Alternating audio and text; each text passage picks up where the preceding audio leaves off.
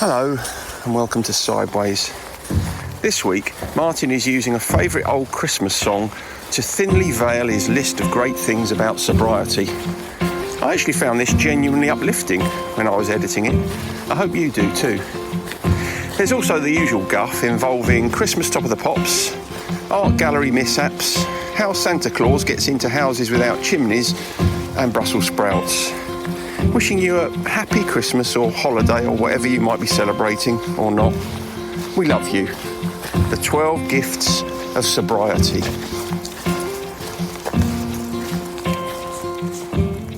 Christmas time, mistletoe and wine, children singing Christian rhyme. I like that. I like your rendition. I like your Christmas. I like your Christmassy background as well. You've got on there. Oh, I like your Christmassy name that you've chosen today.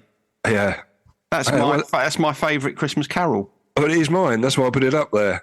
In the bleak midwinter. Yeah, yeah. And it was always one I liked as a kid. It's the only one I really liked. I think it was a poem initially, wasn't it? Just put to music.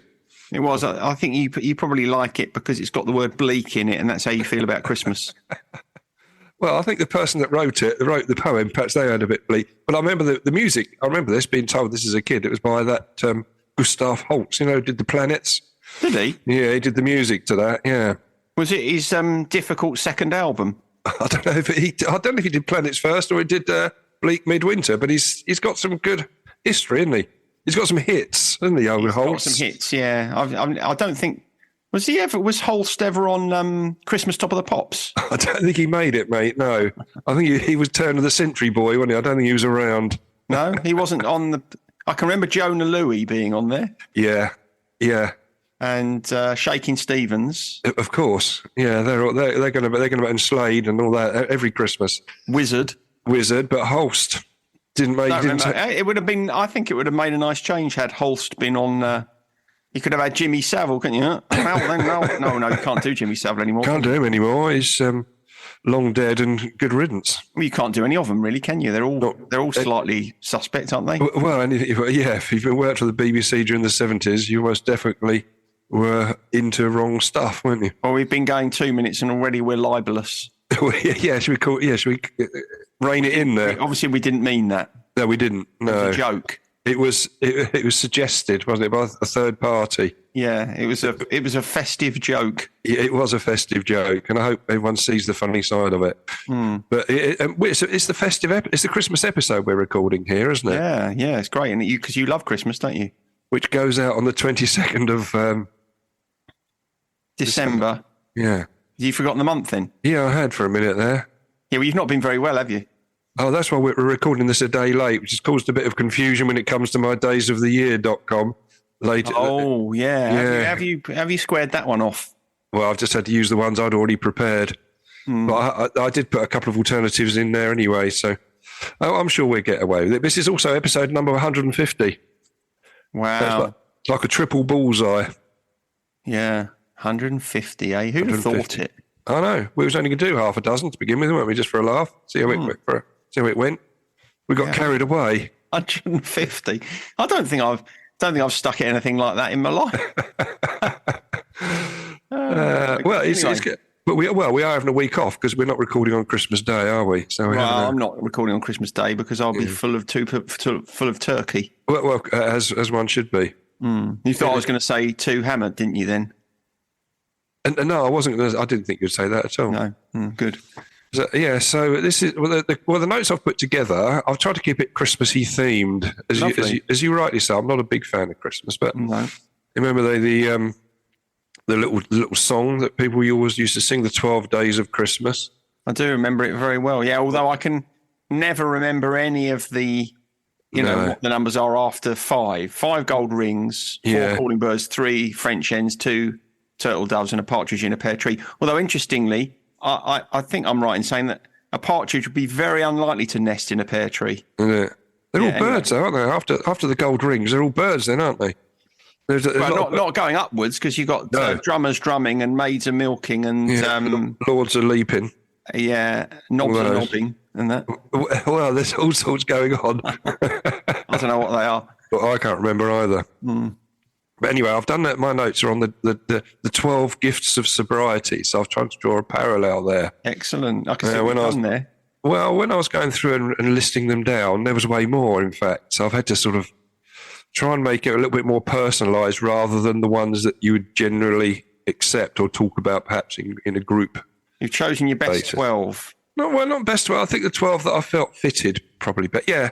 Right. Yeah, no, they're not in any particular order either. But before we start, just something that caught my eye. You know how much I'm a fan of art galleries, especially the London ones. Yeah, I know you like an art gallery. Yeah. I love them. Yeah, well, there's one in Soho. Got themselves into a little bit of trouble. It's called. Well, I'll come back to what it's called in a minute. But they had some art. They're quite keen on installation art. And I know you're a big fan of that sort of thing. Yeah, I love it. Pile of bricks and that. That sort of thing. Well, there was a problem where the police came were walking by this particular art gallery, and they then suddenly broke down the door to save a woman they could see through the window that was slumped over a table, only to discover that she was made of packing tape and foam filler. It was a bit of installation art called Christina. Yes. Right. And they saw this through the window, did they? Yeah, saw it through the window. So it must have quite disturbed them because I thought, well, perhaps the gallery could have just opened the door, but the gallery had just been locked. Oh. The owner had said when she was asked about this, she was talking about her assistant, Hannah, who was there at the time. And she said Hannah, who was working in the gallery that day, had just locked up and gone upstairs to make a cup of tea. She heard a loud noise and came down to find the door off its hinges and two confused police officers standing there. They could have rung the bell, couldn't they? They could have done, yeah, they just steamed in. I think that's quite installation art on its own, a couple of confused police officers. Yeah, I'm surprised they weren't asked to hang around for a bit whilst the crowds came back. What would you call it, I wonder? Yeah. What was it called originally? Christina. It was just called Christina. I don't know what that could be a new piece, couldn't it? What, two policemen? Yeah, well, with Christina. Apparently that they got great publicity for this because it wasn't the first time that it sort of drawn attention as well. Because some members of the public walking by and saw Christina slumped and called an ambulance. The paramedics turned up. Yeah. I've got to find it. It's in Soho. I've got to go and find it because it sounds like a hoot. It's called the Laz Emporium, L-A-Z. The Laz Emporium? The Laz Emporium in Soho. So I've got to, I've name checked them there. I've got to go and find it because that sounds good. Well, maybe you'll turn up when the fire brigade are there. Something's going to happen, isn't it? Surely. Yeah. But apparently it's owned by someone called Steve Lazaridis. What? Is he any relation to Stan? I don't know. I doubt it. He used to play for West Ham. Yeah. That's clever. You've shoehorned football in. I did, yeah. Well, festive episode. And this Steve Lazaridis, he was a former agent for Banksy. So and then he's opened up his own emporium and he's put this weird stuff in there and it's causing mayhem. I love it. Yeah, well, that's probably what he's an agitator, isn't he? He sounds like it. Yeah. Yeah, like you arty types. Well, no, it is. I like a bit of installation art, especially when it goes wrong. Do you remember? Okay, there was a bit of installation art. I think it was in the US or Australia. I think it might have been in the US, where it was inflatable dog turds, basically massive, huge. It was called. I remember it because it was called complex shit, right? And it was these massive inflatable dog poos. Yeah, I'm sure it was on the telly because they blew away. And they got caught in the wind and took down a power line and broke it. I remember it ended up in a school playground or something. I mean, what the kids must have thought. Massive inflatable shits. Yeah. I don't remember that. The only thing I can remember is, and this was in the UK, I think, when wasn't there an installation that was cleared up by the cleaners because they thought it was just a pile of rubbish? That's right. Yeah, I think it was another art gallery in London, wasn't it? Yeah, the cleaners came in and just took it away. Thought it was absolute rubbish. It probably was. Which I like the way your voice is going like that occasionally. I know. Well, it's the back end of feeling very poorly yesterday, and I'm back on my feet, but I'm not out of the woods yet. Well, you probably went back to work too quickly, didn't you? Well, I needed to get the job done. I'm off now till Christmas, which I thought would be nice. So I can just get that done. I dosed myself up, went in, got it done, and I'm away now till Christmas. So Lemsip. Lemsip, yeah.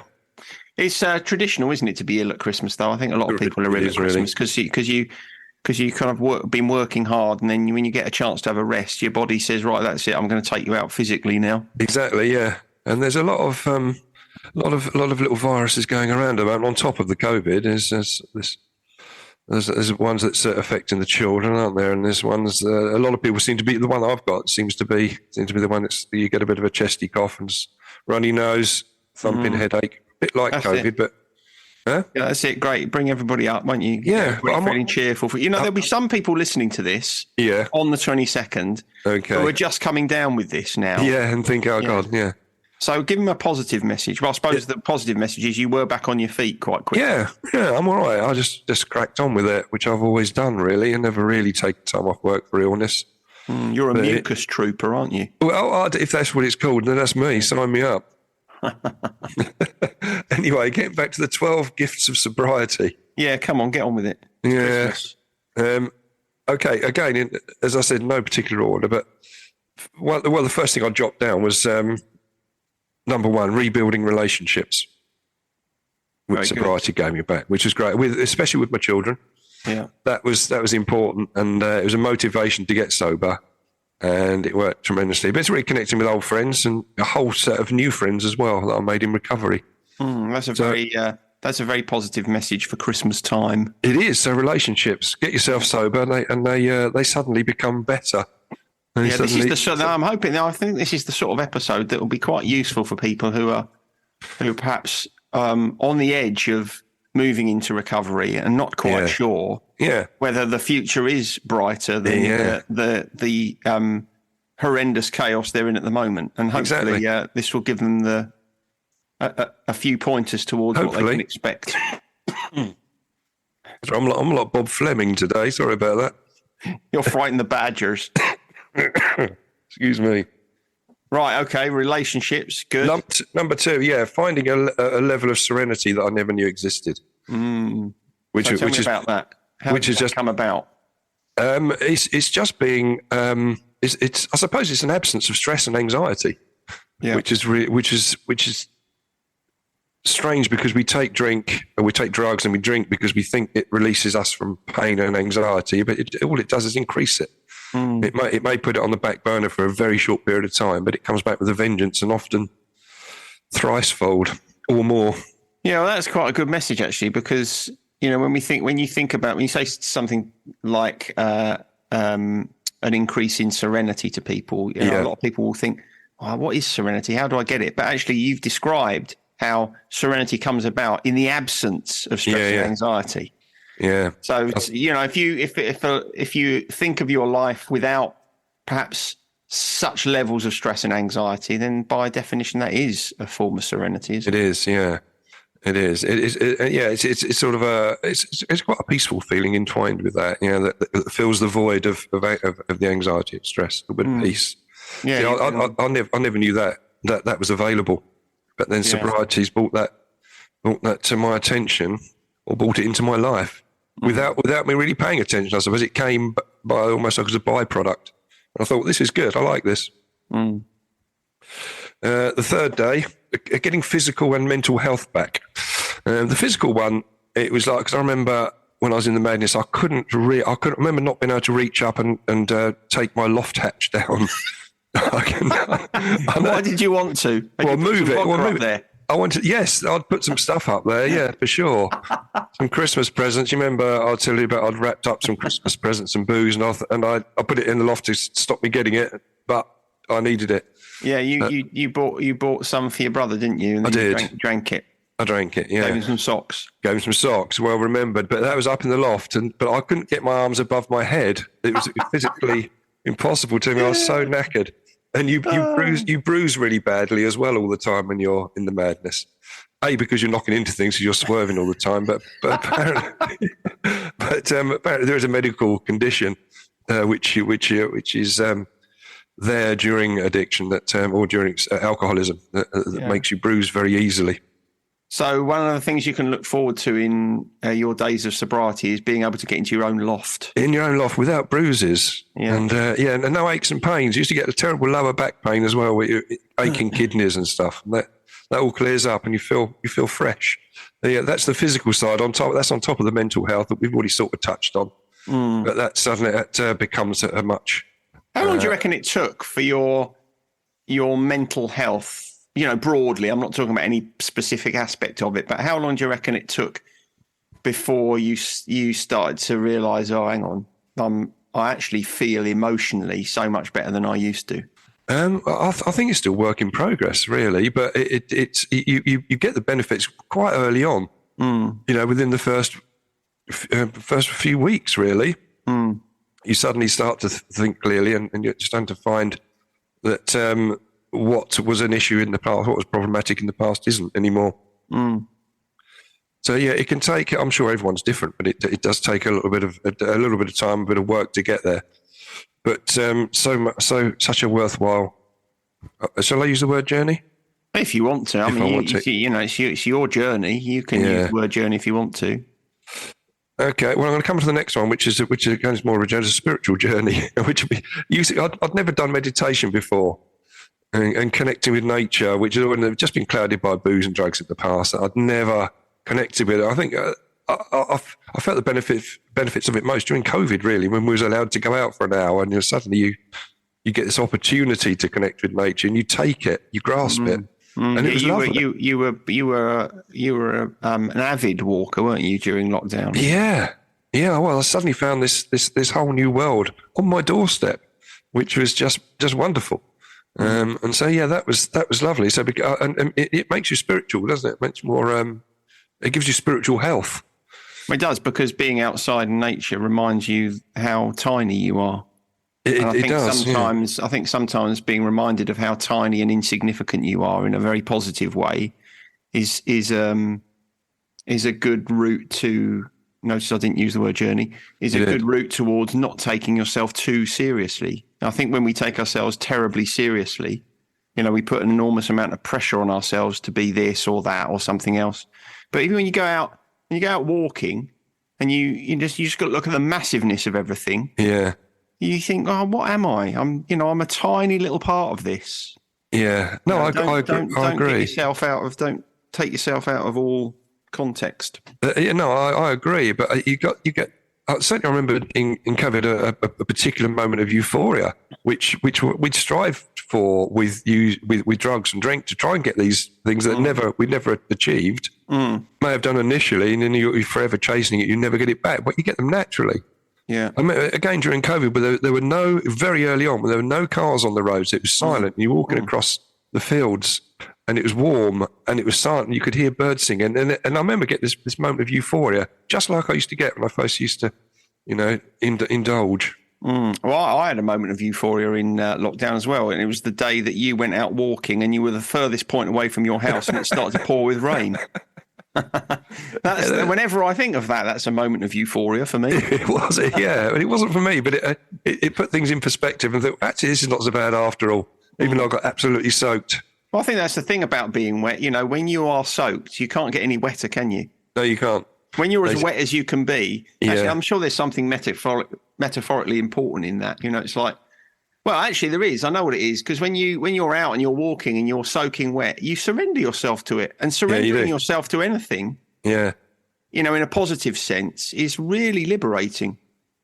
It was, and it was a strange atmosphere during early COVID, anyway, wasn't it?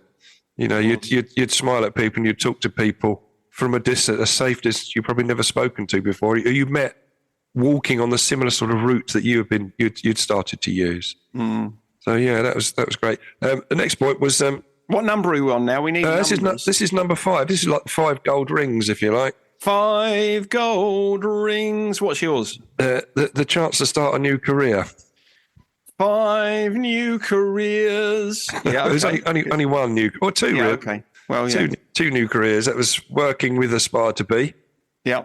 And the decorating work, which I've I've been doing ever since I've been in sobriety. As a reinvention of yourself, wasn't it? It was a reinvention, going back to that episode. Yeah, it was. And it's a much less stressful environment than I was used to working in the past with financial services. So it was great. It gave me the opportunity and the motivation to change and not just drift back to my old ways that I was heavily warned against. That's goes both ways, doesn't it, really? Because it took you, you had to make that decision to get out and do something and create a new career for yourself. Yeah. And because you had the energy and the enthusiasm and the tenacity to do that, it then paid you back by offering you something that kind of gave you structure, enjoyment, purpose again, which is so I know we talk about this a lot, but it's important to remember that you have to be the architect of the things that happen in your life. I think you got to be the architect of your own sobriety, but the gifts that come with it, that come back to you, are very, very worthwhile. Yeah, and that was one of the big ones, really. It also gave me the chance to move back to my childhood postcode, because it which we gave all me the like, isn't it? We all like to be able to do that, don't we? Yeah, it's lovely to come back because it's nearer my recovery hub. So it's nearer my recovery, basically, from where I was living out in Headcorn. Coming back to Maidstone gave me the opportunity to reconnect and to get back to my roots. So that was lovely. The next one, number 7, was one that we often discuss in groups. Hang on, where's number 6 then? Because you went from 5 new careers to 7. Yeah, to number 6 was moving back to my childhood postcode. Oh. You're not listening. 6 deaf bastards. I just tuned out. You're all 6 of them. What's 7? 7 is getting a sleeping pattern back, or getting a sleep pattern back. Nice, yeah. Which is so erratic during the madness. It's just drink collapse sort of thing, and so it's nice to get a proper real sleep pattern back. And that can take quite a long time, but I know in groups we discuss it often because people are moaning, I can't sleep, I'm still up half the night, and then suddenly it clicks back into place, and we're around about the 3 or 4 month mark, and you think, oh, lovely, back to normality. Yeah, that must be. I mean, I've never really had trouble sleeping, not over any length of time, but I can imagine that must be debilitating. I mean, we know that research shows us that if you can't sleep or if you're not sleeping well, then it's terrible for you emotionally and physically. But my God, that really is a gift of sobriety. That one. It is a gift, and when it's taken a long time, it can make you go back to your old habits. You think, I don't like this. I'm not getting my sleep back, and everyone said I would. It's not happening yet. I might as well go back to my drinking. Well, I'm hoping that perhaps one of your gifts of sobriety is patience. Then. Not really. Well, he's one that I didn't put on the list in the end. Well, of course, the other thing about not sleeping is this time of year it's particularly bad because it means Father Christmas won't visit. Do you know, you're right, and I haven't even got a chimney pot for him to come down, or a chimney he's all right. He can get through keyholes, can't he? Can he? These days, yeah. These days he can. Right, well, yeah, because not everyone's got a chimney, have they? So no. They had to. I think they had to sit around the table, bounce some ideas around about that one. Because you can't have Father Christmas saying, "Well, I'm only going to deliver to people who've got chimneys." No, true. That's not okay, is it? So he had to find a way through keyholes, I think. He'll have to push the trades button on my block there, won't he? Yeah. He'll have to come in before midday as well, so he can use the trades button and come in and deliver. Right? Have you got a lift? There's a lift as well, yeah, so you can use that. He's got all that stuff to carry, hasn't he? Yeah. Don't be lugging that upstairs, do you? No, you don't. I mean, he must be getting on now, isn't he, as well? He's no spring chicken. Yeah. Number 8, improved memory. Because even though I still have short-term memory issues, which I was told that was going to be a problem, and there's certain damage that you do to your brain when you're drinking that never comes back. But I remember him telling me about because I used to put things down and forget what they were, which I think a lot of people do anyway, or I think I must do this or I must do that. They was telling me about sticking a flag in it, which was putting a metaphorical flag in something. So if you put something down and say, right, I'm flagging that, I'll remember where that is. And it works. And it helped me get through my issues I was having just by putting flags in stuff. The ability to enjoy reading and watching films and listening to music again and watching DVDs. I suddenly had a new DVD collection that I'd forgotten that I had because I'd watched them in my madness. And yeah, that's nice because that's kind of an extension of serenity, isn't it? Really, it is. Yeah, being able to let go to the extent that you just allow yourself to relax in that way. I mean, yeah. I don't know, but I don't imagine there is a lot of relaxation in active addiction. It's horrendous. No, you're either off your face and don't know where you are, or you're asleep. I mean, God, just the thought of that, the thought of really not having any space in life in which you can relax. Honestly, yeah, I know. If ever there was an illustration of the need to get away from that, then that must be it. I just can't imagine existing like that. It must be so difficult. It's pretty awful. It's bloody hard work. But yeah, number 10, I've got clarity of thought, which really comes back to the mental health one, really, but not hazy, mixed up, angry, revengeful thoughts. I jotted down there. So I have the thoughts that I have now are much calmer. I think that's what I was when I wrote these notes. I think that's what I was thinking about. I'm not that angry, bitter, twisted person anymore. So what do you do? So if you do feel angry about something, because you must get angry about stuff sometimes. Yeah. Like, I don't know. Imagine someone, I don't know, knock the lens out of your glasses at a football match or something. I get angry and it keeps getting balled up. Yeah. So when you do get angry about stuff, do you think you deal? I know you deal with it differently from the way you would have done when you were in active addiction, but do you think you deal with it differently from the way you've ever dealt with? Yeah. That now, right? Yeah. Yeah, you put it into perspective and think things were an awful lot worse in the past. Whatever I'm doing now, I'm lucky to be here for this to evidence what's happening now. Yeah. So every day is a bonus, and so even though the bonus days are not all going to be good, there's still a bonus day. So because you embrace it, at least because you've got them. And exactly. And having a day is better than not having a day. Exactly right. Yeah. So it is. I'm much better. I still do get a little bit bitter and twisted about things, but it passes very quickly. Where in the past, you'd have some drink or some drugs, and that would elongate that thought process for days, sometimes weeks. What is that in your mug? Is it Lemsip? No, it's just a cup of tea. Or you should be drinking honey and lemon. That'd be good for you. I had one before we started. I had it about half an hour ago. I was waiting for it to kick in, and that's okay. And an early night is what you need. Yeah, that's what I need. Yeah. Number 11, so I'm nearly there. Number 11, humility. So that leads on from where the last thing, really, I'm much less abrasive and arrogant. Well, you say. I do. So that's what I see in myself. No, I'm sure that's true. Yeah, you're certainly softer than you were in the past. Yeah. And I think, as we discussed before, it's kind of easier to connect with you than it has been in the past. I think I'm probably like that as well. I mean, maybe it's also a function of age. I mean, obviously, it is a function of sobriety as well. It is, yeah. It is, but yeah, it comes with age. I think you're right. But yeah, sobriety stops you achieving that. Perhaps that's the way to look at it. Yeah. And the last one really was gratitude for small things. Oh, you've left that till last, but to create a segue, haven't you? I have really, yeah. I've got a couple of little quotes before we get to that. Gratitude list, but just to round up the gifts of sobriety, really. Yeah. But yeah, it does segue in. But yeah, gratitude. I'm so grateful for things, even small little things, even things like we were talking about earlier on about just being out in nature.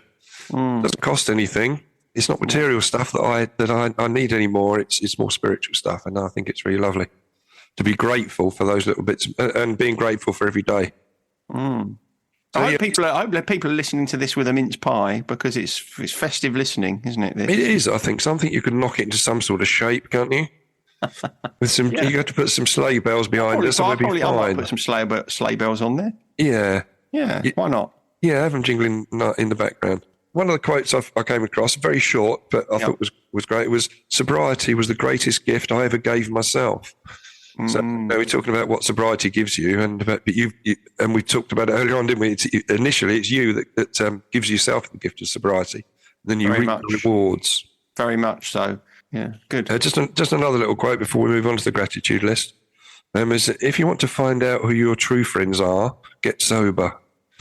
And that is very true. Yeah. That is very true. I can attest to that being a fact. Yeah. Your real friends come back to the fore. They're probably no longer there because either you wouldn't want them there or they wouldn't really want to be around you, right? It's a two-way thing. Yeah, absolutely right. Yeah, but that and we talked about it earlier on. You get a lot of new friends anyway, so you don't need to stick with those ones that are still in the madness or still causing issues to you. Quite right. So that's it, really. Time to move on to the gratitude list. Very good. All right. Well, I better let you go first, seeing as you very much got the floor this week. I have, haven't I? Really? You've just sort of turned up. Nothing wrong with that. Yeah, no, I'm fine. I'm happy with it.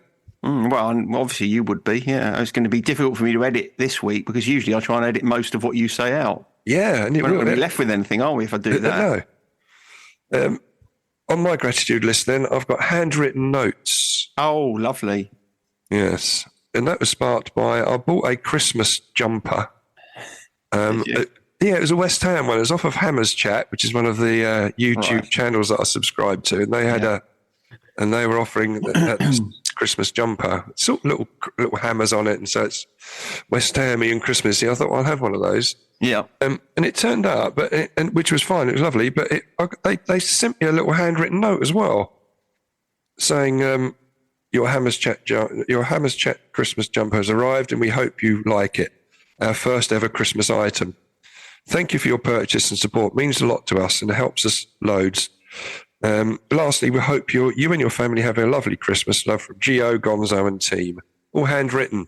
How lovely. And some little hammers there as well. Lovely. Which I thought it's just having it handwritten, I thought it was just a great touch. And I thought that I was grateful for that. Absolutely true that writing letters or receiving letters handwritten really does make you feel good. Yeah. So I'll expect a letter from you soon. Don't make me laugh because I just go into it and I start coughing. Oh, it's not usually a problem with me making you laugh, is it? No, but what's your gratitude? What's on your gratitude list then? Have you thought of one? I have, and it's festive. Oh, excellent. Brussels sprouts. Oh my God, no. Yeah. That thing I'll be least grateful for more. Absolutely love Brussels sprouts. I mean, obviously it's a much maligned vegetable. And I cannot understand it because I absolutely love a sprout. In fact, I'll tell you how much I love sprouts. I get a veg box every week, as you know. Yeah. And Christmas week, they always send the traditional Christmas vegetables, parsnips, red cabbage, Brussels sprouts. But they're not enough for me. I have to buy extra. Because, and I've never grown them, but I think I might try growing them next year. But I absolutely love Brussels sprouts. And I also really love Brussels sprout tops, which are like little sort of mid-sized cabbages. I absolutely love a Brussels sprout. I could eat a plate of them quite happily. Oh, they're and to me, they are the epitome of Christmas. They're an embarrassment to the vegetable family. That's what they are. They're not great. They create flatulence, which means there's fun all day long. They're evil smelling when they cook it. I mean, and they're they're smelly and horrible. In fact, they're probably like the alcoholic. Aren't they? They're the black sheep of the vegetable family. They're very much misunderstood. Just like an alcoholic, really. But well, no, I mean, I don't think an alcoholic's misunderstood. I mean, an alcoholic is self-destructive. I don't think you could call a Brussels sprout self-destructive, could you? It would destroy. Well, yeah, it destroys the rest of the family around them. That's for sure. Like an alcoholic. Not true. Vile. Not true. They're much maligned and unfairly treated, and I love them. You put it on a plate, it destroys the rest of the. The taste sort of is invasive across other stuff. You're coming for Christmas lunch, so I am. I'm definitely going to make sure you have extra Brussels sprouts. They're all right if they're cooked with bacon and stuff. So I think it's with bacon. There's enough bloody meat going on at Christmas without putting bacon with your Brussels sprouts. Yeah, you got to try and mask the taste of them because they don't taste very nice. Absolutely lovely, love them. Anyway, so you're having that on your gratitude list, which is your choice, but down to you, mate. Definitely. I'm definitely having that on there. Love a Brussels sprout. Well, I mean, I could have anything, to be honest, on in terms of Christmas food. But yeah, I chose Brussels sprouts because they're the underdog. Oh, I see. Oh, okay, that's the angle you if I put on turkey actually turkey probably be slightly controversial. If I put on pigs in blankets or something like that, everybody okay, fair enough. But the Brussels sprouts, a lot of people will be thinking no. So I urge you this year, have another go with your Brussels sprouts. If you could smell them cooking, And you're overcooking them. I see. Well, I do try them. I always try them each year because I do eat them because there's nothing I don't eat, as you know. Well, most of my family don't particularly like Brussels sprouts, so I have to do them a slightly different way. But right. I will get Brussels sprouts down, people. There's no question about it. Yeah, I think you've got a hook. You've got a hang up there, mate. But we go on. Anyway, when I was looking for the daysoftheyear.com, yeah. The Sunday when we should have, so yesterday when we should have been recording them, the only thing that came up on there was National Roast Suckling Pig Day, which is a bit weird. I changed it. I changed it to the Friday the 16th, which was when I was originally writing the notes. Okay. And there's one on there that came up, which is National Chocolate Covered Anything Day, which I thought, yes, that's a bit of me. No. Anything covered in chocolate, you got to relish it on that day. Oh, I'm just trying to think. So if I've got to cover something in chocolate, what would I want covered in chocolate? Brussels sprouts. You can have Brussels sprouts. No, I don't. No, that's ruinous. That ruins a good Brussels sprout. I tell you what, I do like covered in chocolate, which I suppose you certainly do have around Christmas time. And I'm not going quality street roses. I mean, I know they're covered in chocolate, but I like a bit of crystallised ginger covered in chocolate. That's quite nice. Yeah. What do you think of that? I'm not really a big fan of ginger, but it's all right. No, it's probably in the same realm as mustard and wasabi in it for you. Yeah, it is a little bit. I'd eat it, but not enjoy it. But the other national day which was quite good. Well, the name was National Stupid Toy Day, which was wrong, really, because when you look at it, it was really nostalgic toys, basically. Right. So you and I are looking at like Soccerama, for example. Yeah, fantastic. It was about getting your old toys out and having a go at them. Blockbusters was a game we used to play as kids. Was a board game, and Korea's another board game we used to love. Don't remember Korea. No Blockbusters. Don't remember Korea's. We have to bring Soccerama around at Christmas. We'll have to have another game. Yeah, have to have a game. But when you talked about nostalgic toys, do you know what the first thing that came into my head was? It was a Slinky. Do you remember? Was it? Oh yeah. Yeah. Did you had one, did you? I had one of those, but we had very long staircase. If anybody doesn't know what a Slinky was, it's basically a spring. It was, wasn't it? That sort of walked down the stairs. Exactly. That's how we. Yeah. That's what fun was made of in the 1970s, wasn't it? Yeah. If you could see a spring going down some stairs, well, that was it, wasn't it? It was, yeah. Everything was coming together all of a sudden. It was. My younger brother Paul had a Slinky for one Christmas. He played with it on the stairs for a while, and then he took it to the top of the stairs and leant over the banister and sprung down and knocked people on top of the head with it. So you got attacked by a spring. He found that much more fun. Just moving on to On This Day in Music. Again, this was December the 18th. I hope there's something festive. Well, the first one was in 2005, December the 18th, 2005. Fairy Tale of New York was voted the best Christmas song ever. It is the best Christmas song ever, isn't it? It is, yeah.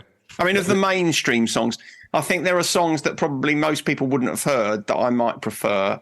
But if we're talking songs that most people have heard, it's definitely the best one. It is, isn't it? But the thing was also on the 18th of December, 5 years earlier, right, in 2005. So on 18th of December 2000, Kirsty MacColl was killed, who was on the Fairy Tale of New York, wasn't she? Singing with the Pokes, and she was killed in that boating accident. Yeah. That's 22 years ago now. It's crazy, isn't it? That is crazy. Sadly missed. Yeah. But slightly earlier, 2 years earlier than that. 98. 98.